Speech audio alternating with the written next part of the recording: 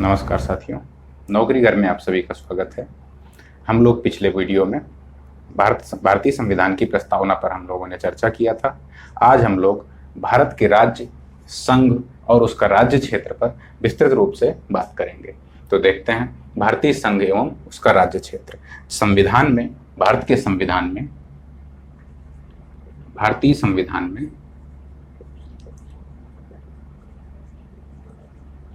अनुच्छेद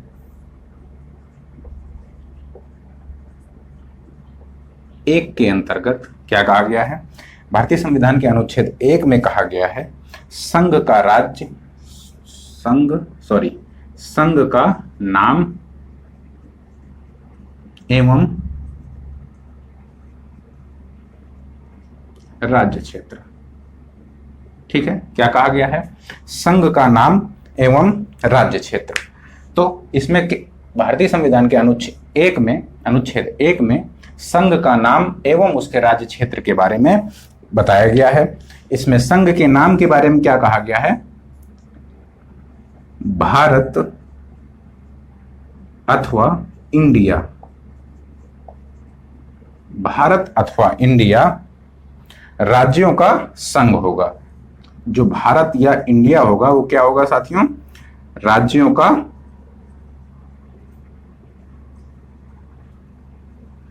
संघ होगा।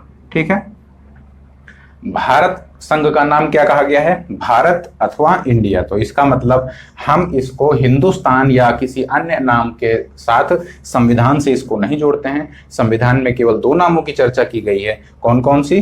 भारत या इंडिया। और क्या कहा गया है? भारत राज्यों का संघ होगा। ठीक है, राज्य क्षेत्र के अंतर्गत क्या क्या सम्मिलित किए गए हैं दोस्तों? भारतीय राज्य के राज्य क्षेत्र को 3 भागों में विस्तृत रूप से बांटा गया है। और 3 भागों में बांटते हुए इसमें क्या क्या सम्मिलित किया गया है?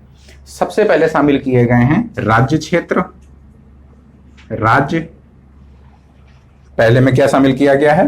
राज्य क्षेत्र। दूसरे में संघ राज्य क्षेत्र।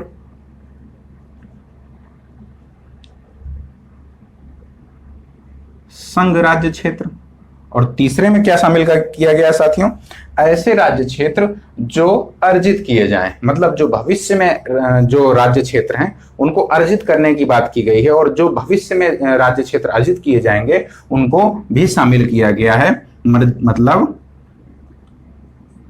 अर्जित किए जाने वाले राज्य क्षेत्र। ठीक है साथियों, तो क्या है? अनुच्छेद 1 में भारतीय संघ एवं उसके राज्य क्षेत्र के बारे में बताया गया है, कहा गया है। और संघ के नाम के अंतर्गत भारत के 2 नाम लिखे गए हैं संविधान में। कौन सा? भारत अथवा इंडिया राज्यों का संघ होगा। राज्य क्षेत्र को 3 भागों में बताया गया है। इसमें भारत के राज्य क्षेत्र शामिल किए गए हैं। संघ शासित प्रदेश जिसे हम कहते हैं उसके अंतर्गत संघ राज्य क्षेत्र शामिल किए गए हैं। और ऐसे क्षेत्र भी शामिल किए जा सकते हैं जिन्हें भविष्य में अर्जित किया जा सके। जैसे साथियों इसका एक एग्जाम्पल मैं बताता हूं। इसका एक एग्जाम्पल क्या है? सिक्किम। सिक्किम पूर्व में एक देश था साथियों। सिक्किम पूर्व में एक देश था, अलग देश था। इसे भारत में शामिल किया गया। ठीक है, सिक्किम को 36वें संविधान संशोधन 1975 में, 36वें संविधान संशोधन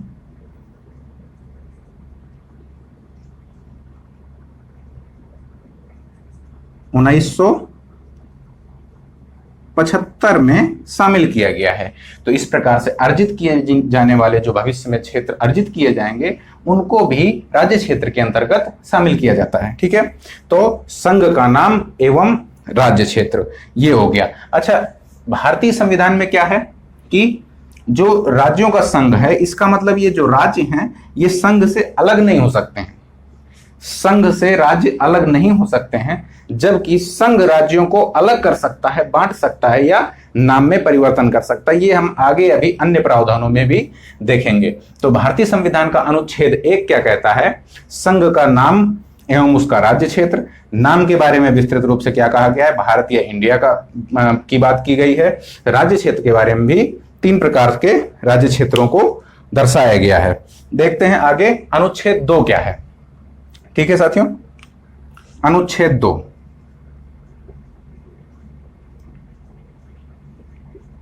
अनुच्छेद 2 में क्या कहा गया है?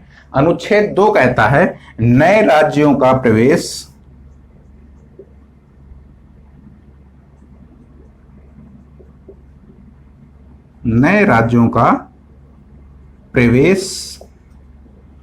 या स्थापना की बात करते हैं। क्या कहता है अनुच्छेद 2?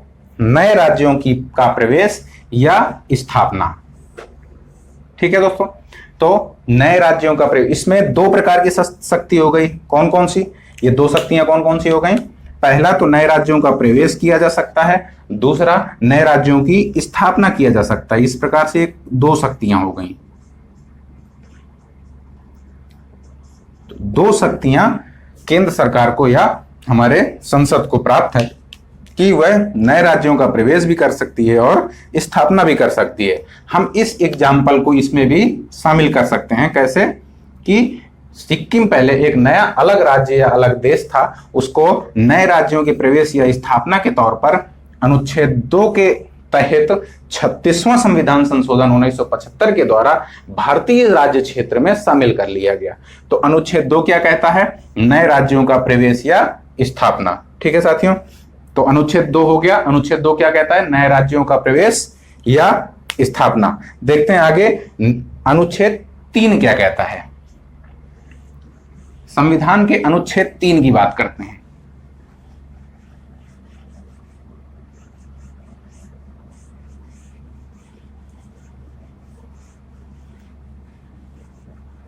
अनुच्छेद 3,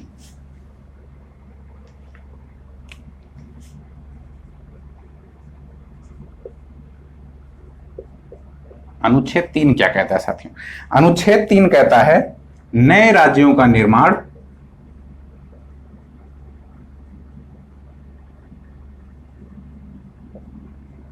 क्या कहता है? नए राज्यों का निर्माण वर्तमान राज्यों के क्षेत्रों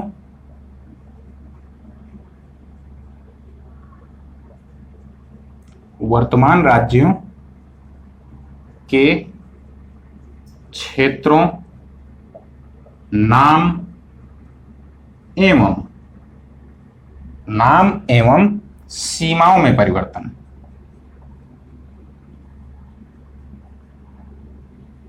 सीमाओं में परिवर्तन। ठीक है साथियों, क्या कहा गया है अनुच्छेद 3 में? क्या कहा गया है? नए राज्यों का निर्माण वर्तमान राज्यों के क्षेत्रों, नाम एवं सीमाओं में परिवर्तन की बात की गई है। तो इसमें संसद हमारा क्या क्या कर सकता है? देखिए, देखते हैं संसद क्या कर सकता है। क्षेत्र में परिवर्तन कर सकता है,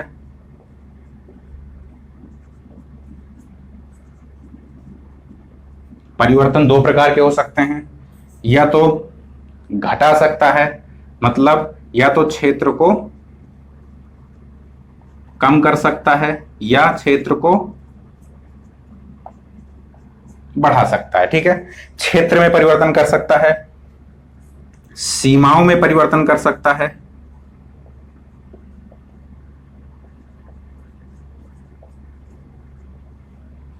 या फिर नाम में परिवर्तन कर सकता है।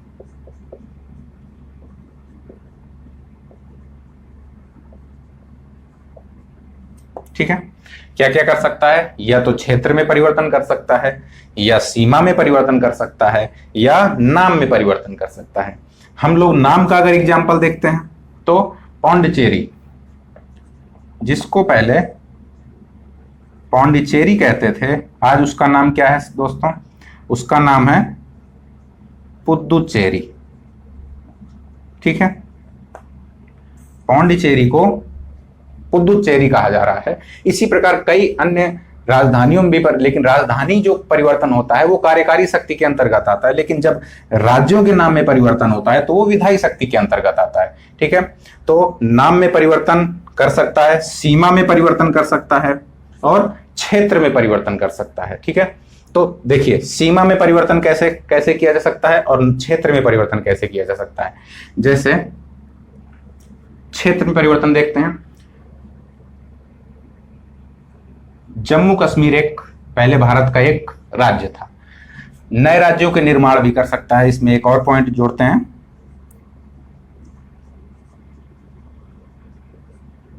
नए राज्यों का निर्माण। ठीक है, नए राज्यों का निर्माण।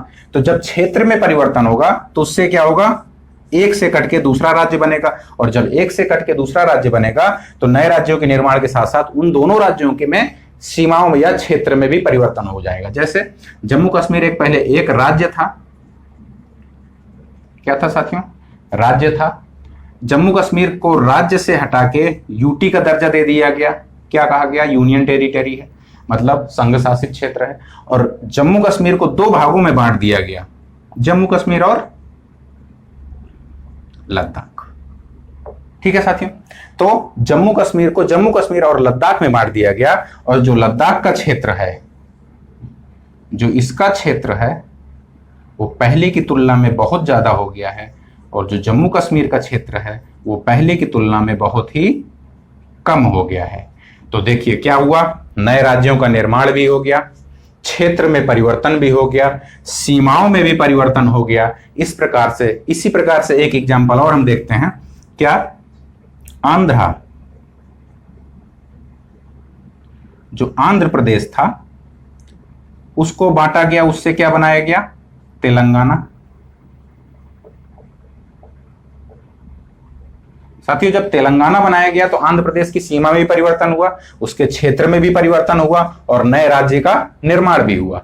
तो हम लोगों ने क्या देखा कि अनुच्छेद 3 के तहत क्या क्या किया गया, अनुच्छेद 3 के तहत क्या किया गया, नए राज्य का निर्माण किया जा सकता है। नए राज्य का निर्माण नाम में परिवर्तन किया जा सकता है, सीमा में परिवर्तन किया जा सकता है और क्षेत्र में परिवर्तन किया जा सकता है। अच्छा, अनुच्छेद 3 के तहत, यह बहुत ही ध्यान देने वाली बात है और बहुत महत्वपूर्ण बात है कि अनुच्छेद 3 के तहत कोई भी जब विधेयक पेश होता है, अनुच्छेद 3 के तहत संशोधन के लिए कोई भी विधेयक पेश होता है तो वह राष्ट्रपति की पूर्व अनुशंसा से होता है। साथियों बहुत ही महत्वपूर्ण बात है कि जब अनुच्छेद 3 के तहत कोई भी विधेयक पेश किया जाता है सदन में तो वह राष्ट्रपति की पूर्व अनुशंसा से किया जाता है। ठीक है साथियों, तो राष्ट्रपति की पूर्व अनुशंसा से किया जाता है। और इसमें एक और बहुत महत्वपूर्ण बात क्या है कि जब भी कोई इस तरह का विधेयक संसद में पेश किया जाएगा तो वह साधारण बहुमत से पारित किया जाता है।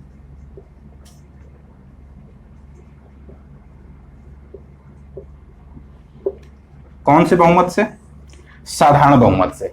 दोस्तों साधारण बहुमत क्या होता है, मैं पीछे बता भी चुका हूं कि साधारण बहुमत का तात्पर्य होता है कुल सदस्यों का 50%, मतलब 50% प्लस 1, मतलब अगर कुल सदस्यों के 50% से एक भी वोट ज्यादा हो जाता है तो वो साधारण बहुमत कहलाता है। तो जो अनुच्छेद 3 में कोई भी परिवर्तन होगा वह राष्ट्रपति की पूर्व अनुशंसा से होगा और साधारण बहुमत के द्वारा सदन में पारित किया जाता है। अच्छा, जब यह विधेयक अनुच्छेद 3 के तहत जब राज्यों के निर्माण या राज्यों के परिवर्तन, क्षेत्र में परिवर्तन या नाम में परिवर्तन के लिए प्रस्तुत किया जाता है तो राष्ट्रपति की पूर्व अनुशंसा तो किया जाता है, लेकिन इसकी प्रक्रिया क्या होती है? तो साथियों प्रक्रिया देखते हैं, इसकी प्रक्रिया क्या होती है। इसकी क्या, अनुच्छेद 3 के तहत जो संसद में विधेयक प्रस्तुत किया जाता है वो कैसे प्रस्तुत किया जाता है, कैसे कैसे वो आगे बढ़ता है। तो सर्वप्रथम राष्ट्रपति के द्वारा अनुच्छेद 3 का जो तहत जो विधेयक होता है उसे उस विधानमंडल में भेजा जाता है विचारार्थ।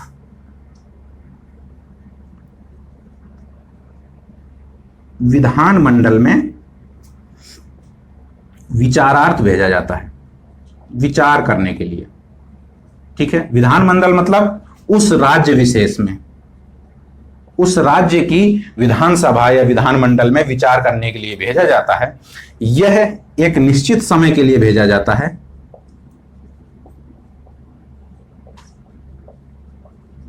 निश्चित समय के लिए भेजा जाता है, और अगर राष्ट्रपति चाहे तो इस समय में और भी बढ़ोतरी कर सकता है। लेकिन यह अगर विधानमंडल विचार करके और निश्चित समय में वापस विधेयक को नहीं भेजता है तो राष्ट्रपति उस विधेयक को सदन में प्रस्तुत करने की अनुमति दे सकता है। दूसरी महत्वपूर्ण बात क्या है, विधानमंडल में किसी भी प्रकार की अनुशंसा के लिए,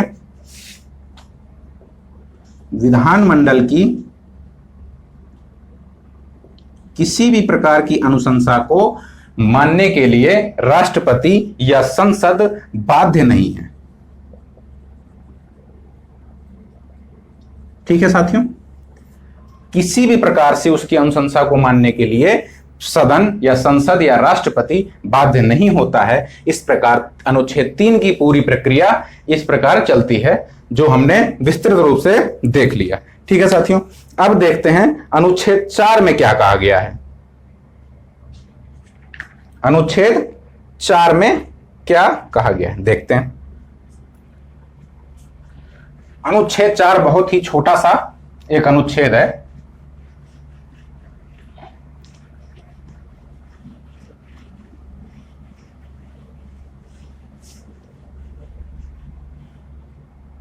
अनुच्छेद 4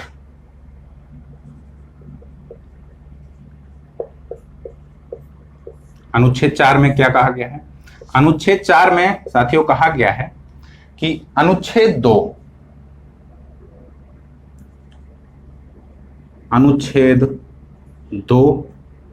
एवं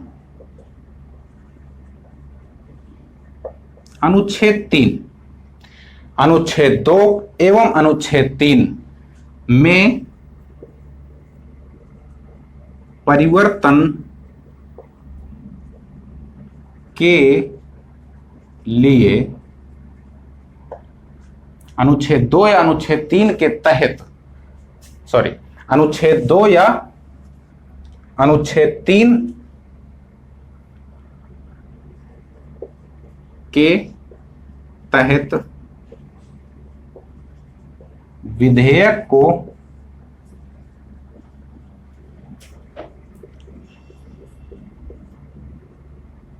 पारित करने के लिए साधारण बहुमत की आवश्यकता होगी।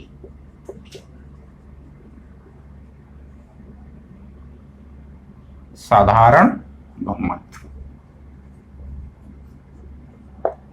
ठीक है दोस्तों, तो अभी हमने पीछे भी देखा था अनुच्छेद 2 और अनुच्छेद 3, इनके तहत अगर कोई भी विधेयक सदन में प्रस्तुत किया जाता है तो संसद उसे साधारण बहुमत से ही पारित करेगी। ठीक है, देखते हैं अनुच्छेद 2। अनुच्छेद 2 हमने पीछे देखा। अनुच्छेद 2 देखा कि क्या है। अनुच्छेद 2 कहता है कि नए राज्यों का प्रवेश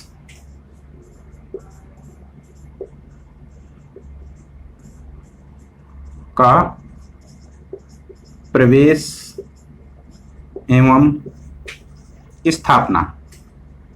और अनुच्छेद 3 क्या कहता है? अनुच्छेद 3 क्या कहता है? अनुच्छेद 3 कहता है नए राज्यों का निर्माण, सीमा परिवर्तन, सीमा, नाम एवं क्षेत्र में परिवर्तन। ठीक है साथियों, क्या कहा गया है?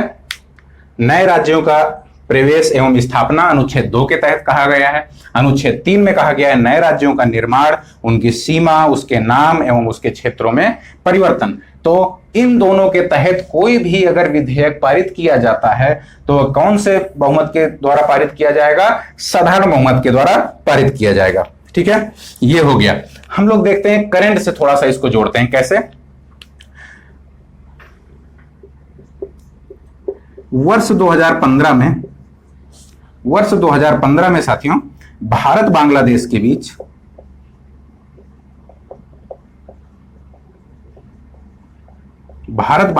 बीच लैंड बाउंड्री एग्रीमेंट हुआ। ठीक है, एक भूमि समझौता हुआ था। 2015 में भारत बांग्लादेश के बीच लैंड बाउंड्री एग्रीमेंट हुआ था। इसके तहत क्या किया गया था, भारत ने 111 इनक्लेव किसको दिए, बांग्लादेश को दे दिए। ठीक है, 111 इनक्लेव भारत ने बांग्लादेश को दिया और बांग्लादेश से 51 इनक्लेव इंडिया को प्राप्त हुए।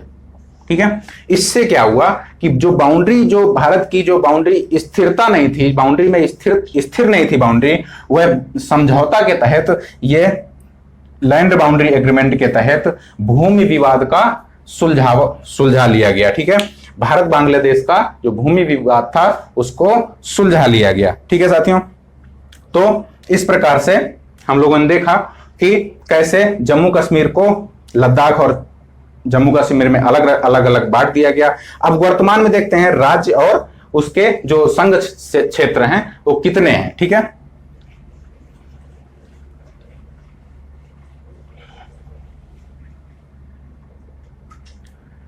यूनियन टेरिटरी की बात करते हैं। यूटी वर्तमान में 8 हैं और स्टेट 28 हैं। ठीक है साथियों, यूटी को देखते हैं हम लोग। जम्मू कश्मीर को बांट के लद्दाख और जम्मू कश्मीर, ये 2 यूटी हो गई। ठीक है, इसके अलावा दमन दीव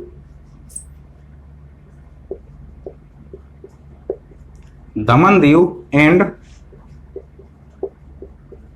दादरा नागर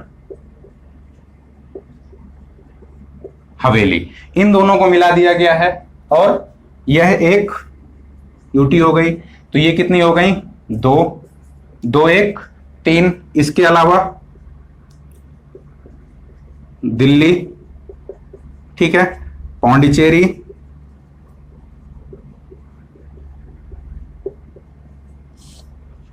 दो 3 4 5, चंडीगढ़,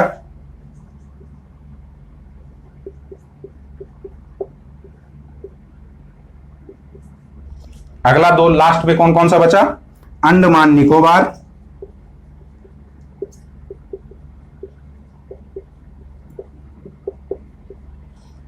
एंड एक और कौन सा बचा, लक्षद्वीप। ठीक है साथियों, तो जम्मू कश्मीर और दमन दीव ये करंट से थोड़ा सा रिलेट है क्योंकि इन दोनों को मिला के एक बना दिया गया है। जम्मू कश्मीर एक राज्य था, इसको बांटकर जम्मू कश्मीर और लद्दाख के रूप में केंद्र शासित प्रदेश बना दिया गया है। इसलिए 8 यूटी हो गई हैं और 28 अपने राज्य हो गए हैं। 29 राज्य थे, जम्मू कश्मीर हट गया और ये यूटी बन गया, इसलिए 8 केंद्र शासित प्रदेश हो गए और 28 राज्य हो गए। तो इस वीडियो में हम लोगों ने भारत एक संघ के रूप में और उसके राज्य क्षेत्र के रूप में विस्तृत रूप से चर्चा की। अगले वीडियो में हम लोग राज्यों के पुनर्गठन के बारे में जानेंगे। धन्यवाद।